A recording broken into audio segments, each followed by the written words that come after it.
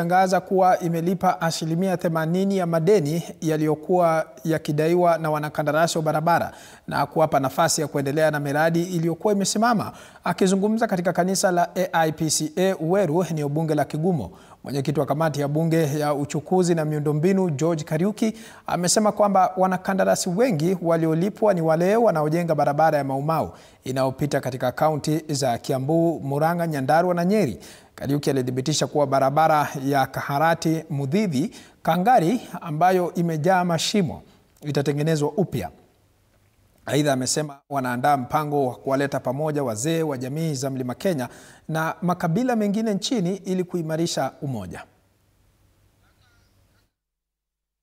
Wetu wote wenye walikuwa wametoka kazini kwa sababu ya shida ya pending bills, karibu wote wamerudi kazini na wamelipwa saa hii.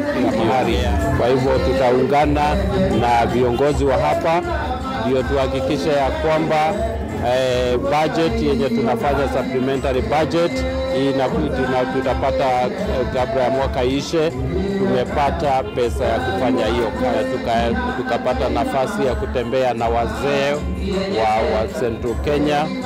Wazee wakaweza kupata nafasi ya kupatia hiyo familia pole, na ni njia mzuri sana. Tunaweza kuwa tunatembelea community zingine kwa sababu watu wetu wako kila mahali nchini.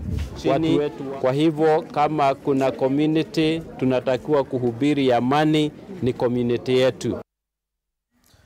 Mtazamaji, mbali na